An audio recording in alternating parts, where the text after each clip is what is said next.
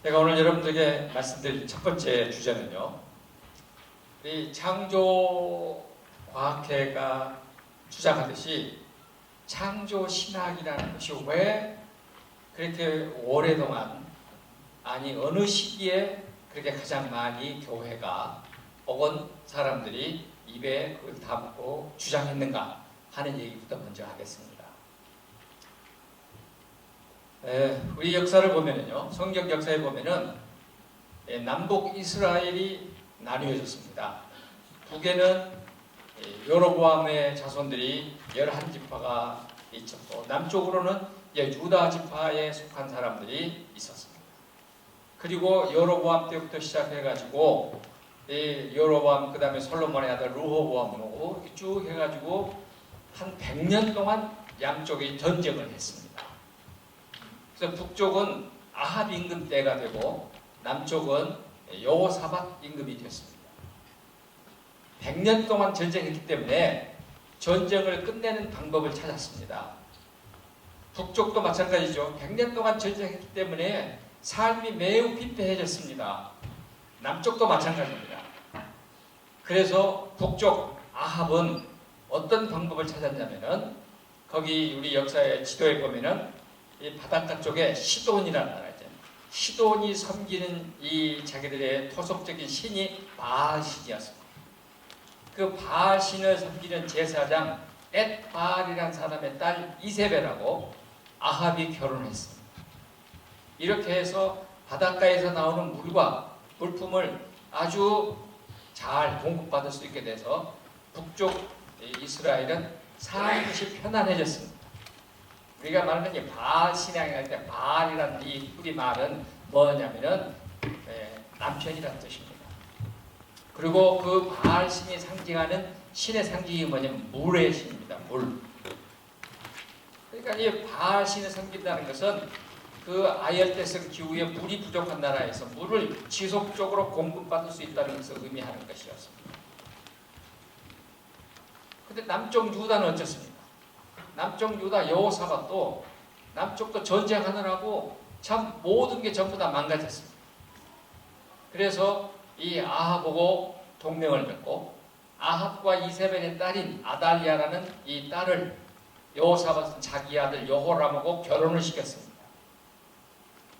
그래서 남쪽 유다에 전쟁은 없어졌지만은 북쪽에 바알 신앙이 들어오게 된 것입니다. 그래서 음란하게 된 것입니다. 근데 여호와 하나님은 어떤 하나님이었느냐? 성경에 보면은 이른 비와 늦은 비를 주시는 하나님, 때 맞춰서 주시는 하나님, 항상 비를 주시는 분이 아니라 때 맞춰서 주시는 분이시고, 동시에 또 하나님의 말씀을 순종할 때에 그렇게 해주시는 조건적인 하나님이셨습니다. 백성들은 이 조건적인 하나님보다는 물을 항상 주겠다고 하는 아합에게 많이 갔던 것입니다. 그때에 가장 많이 강조된 것이 뭐였느냐? 창조주 하나님 신앙이었습니다.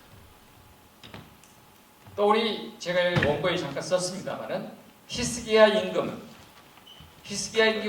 주전 722년에 자기 임금 됐을 때 9년 만에 북쪽 이스라엘이 아시리아에 의해서 멸망되는 걸 보았습니다. 히스기야 임금은 나라가 멸망했고 그 시대에 가장 열심히 믿었던 우상 종교가 무너지는 걸 보았습니다. 왜 그러냐면 히스기야의 아버지 임금이 아하스 임금이었습니다. 아하스 임금은 이스라엘 역사에서 가장이라고 할 수 없지만은 이 우상을 가장 많이 섬긴 임금 중에 하나입니다. 아시리아 임금이 쳐들어왔을 때에 자기가 포로로 잡혀가가지고 아시리아 왕국의 모든 화려한 걸 다 보고 돌아와가지고 예루살렘 성전을 그 우상 종교 성전 같이 뜯어 고친 사람이 히스기야 임금의 아버지입니다. 아하스 임금이에요. 그런 그 아시리아가 아예 위해서 북쪽 이스라엘이 멸망된 걸 보았기 때문에 히스기야는 열심히 하나님 신앙으로 되돌아가기로 작정한 것입니다. 그래서 히스기야 임금의 개혁이 일어나는 겁니다.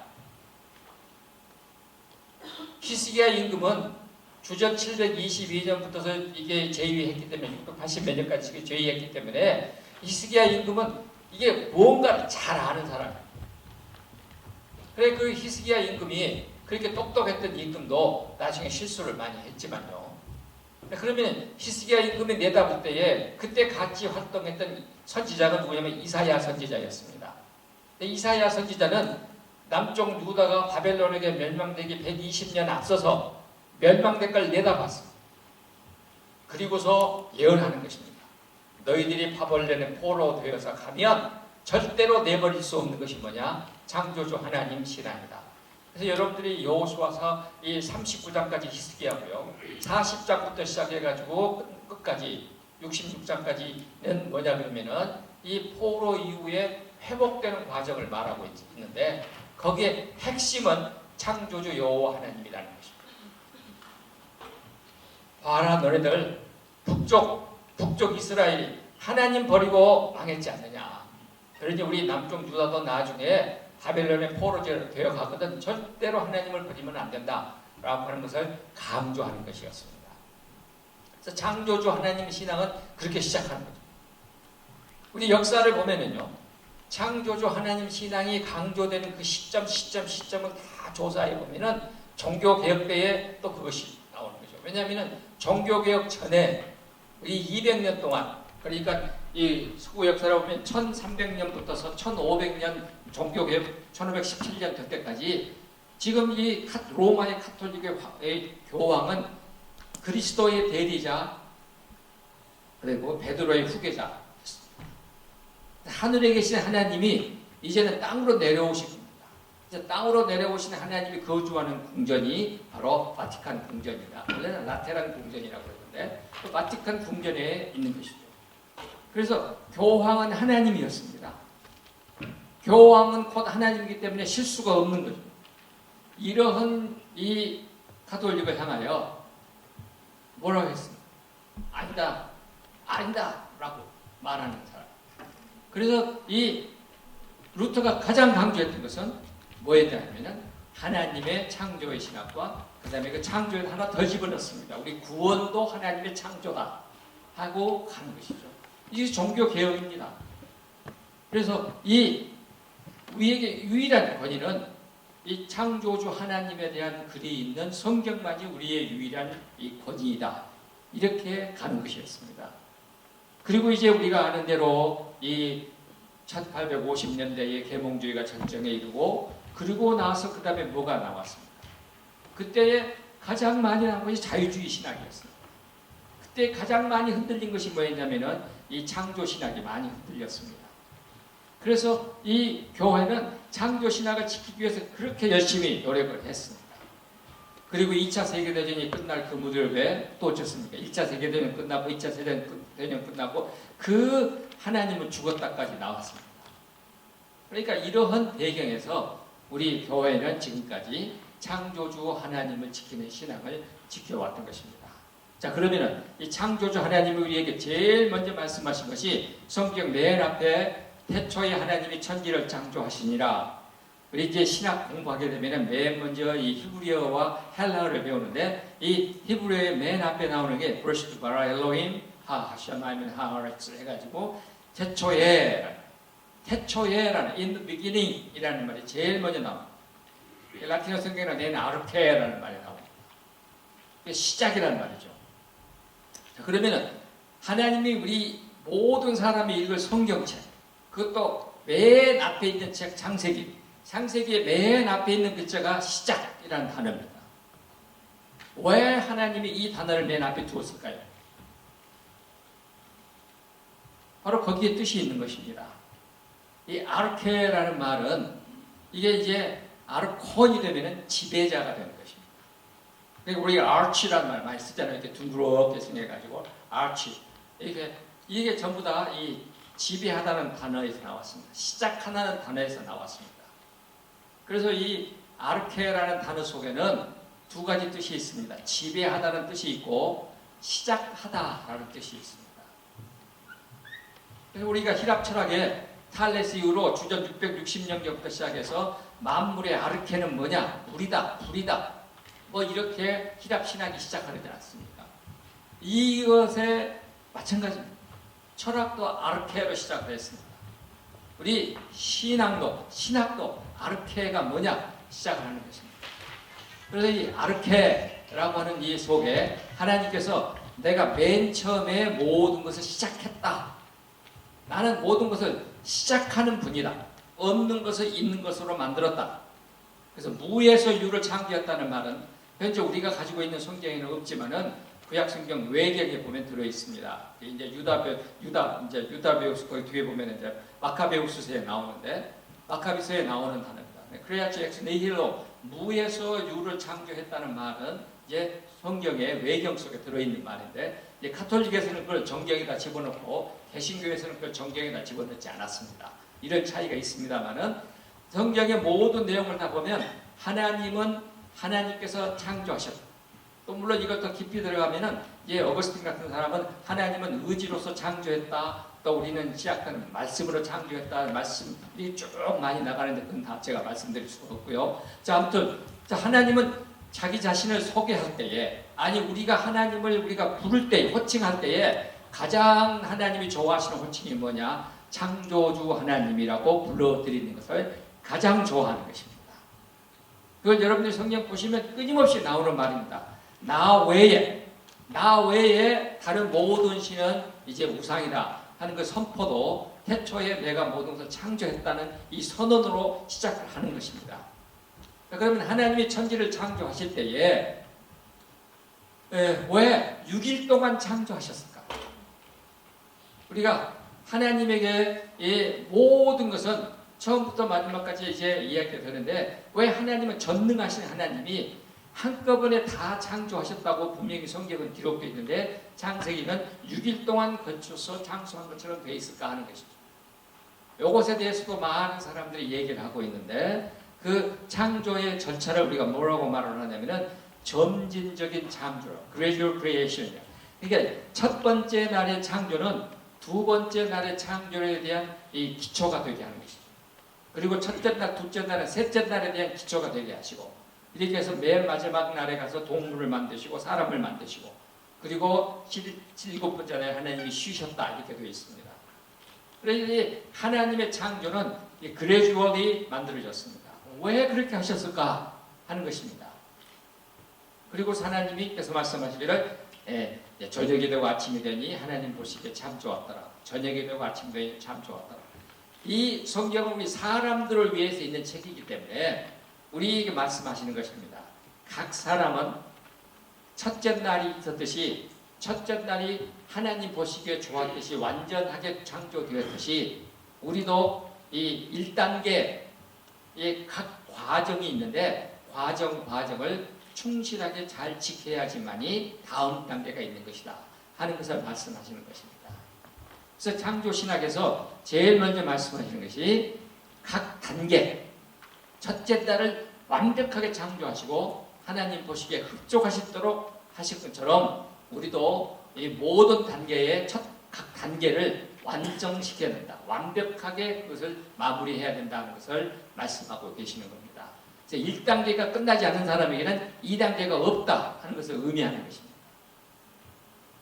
우리는 그냥 건너뛰기를 하려고 그러는데 그것이 불가능하다 하는 것을 하나님이 이미 우리에게 보여주시는 것입니다. 그 다음에 이제 하나님에게는 시간이라고 하는 것이 우리는 지금 시간을 여러 과정에서 말을 하고 있는데 우리가 이게 보통 보면 서양에서도 영어에서도 여러분 보시면 손금을 읽어서 점을 치는 사람을 우리가 뭐라고 말합니까? 카이로맨서라고 합니다. 카이로스 하나님의 시간입니다. 카이로스와 마누스 손에 있는 이 금을 읽는 사람을 카이로맨서라고 해요. 그래서 하나님에게 시간은 이 카이로스의 시간이 있습니다. 우리 이 히브리서에도 뭐라 하냐면 하나님에게는 1000년이 하루고 하루가 1000년이고 하나님에게는 시간이 없다라는 말씀을 이제 말씀하고 계십니다. 그래서 하나님의 시간은 이 원의 시간이어서 하나님의 시간은 원이기 때문에 하나님은 시작과 끝이 하나님에게만 있지만 하나님에게는 또 시간도 없는 것입니다. 우리는 이 원의 시간, 무한한 시간 속에 지금 한 부분을 우리가 유한히 파고 들어가서 하나님이 천지를 창조하셨고 그리고 언젠가는 끝낸다는 것입니다. 그러니까 창조신학의 뜻은 뭐냐면은 하나님이 시작했으니까 하나님이 끝을 내신다 하는 것을 의미하는 것입니다. 시작과 끝은 나 하나님 창조자에게만 있다 하는 선포인 것입니다. 제가 그 글 맨 앞에 써놓았는데 여러분 1992년 10월 28일 날 밤 12시에 예수님이 오신다고 우리 난리친 일이지 않습니까? 기억하시는 분은 기억할 겁니다. 그때 제가 잘 아는 친구 교수 집에서도 그쪽에 간 사람들이 좀 있었습니다. 그리고 저한테 와서 상담을 많이 했습니다. 이걸 도대체 어떻게 설득해야 이걸 해결할 수 있겠느냐. 그때 저도 이제 각 교회를 다니면서 그 이단에 대해서 많은 얘기를 하면서 제가 맨 먼저 이렇게 말했습니다. 종말을 많은 사람이 있거든. 오라 해가지고 가만히 귀에다 대고 몇월 며칠 날이 끝이라고 말을 했으니까 그러면 천지창조 시작한 날이 며칠인가 물어봐라. 천지창조 날짜를 말을 못하면은 우리 군대에서 조인트를 까버리고 그냥 침을 뱉고 가버려라. 그러면서 이렇게 말해라. 시작도 모르는 놈이 어떻게 끝을 알아 이놈아. 끝을 말하려면 시작을 당연히 알아야지. 그러니까 이 종말을 말했던 사람들의 모두 공통점은 뭐냐면 끝은 말하지만은 시작은 말 못하는 것입니다. 이 시작과 끝이라고 하는 것은 하나님에게만 있다는 것입니다. 그래서 이 카이로스의 시간 속에 우리는 지금 아침과 저녁이 있는 크로노스의 시간으로 들어가 있는 것입니다. 우리가 인간이 가지고 있는 시간은 지금이라는 이 시점이 있고 지금 시간 앞에 지나간 시간이 있고 그리고 다가올 시간이 있고 우리는 선의 시간을 살아가는 것입니다. 그렇기 때문에 우리는 이걸 과거라고 그러고 이걸 미래라고 그러고 그래서 우리는 과거는 우리에게 뭘로 있느냐? 과거는 우리에게 뭘로 있습니까? 과거는 우리가 오늘이라는 시간을 만들어준 영양분으로 있는 것입니다. 그리고 현재는 지금 우리에게 주어져 있고 프레젠티드 되어 있고 미래는 우리가 다가올 것을 예상하는 시간으로 주어져 있는 것입니다. 우리는 이렇게 가기 때문에 또 이렇게 가기 때문에 이 시간을 건너뛰기를 안 하는 것이죠. 시간은 과거로 가지 않는 것입니다. 시간은 앞으로만 가는 것입니다. 이것이 우리가 가지고 있는 시간의 한계성입니다.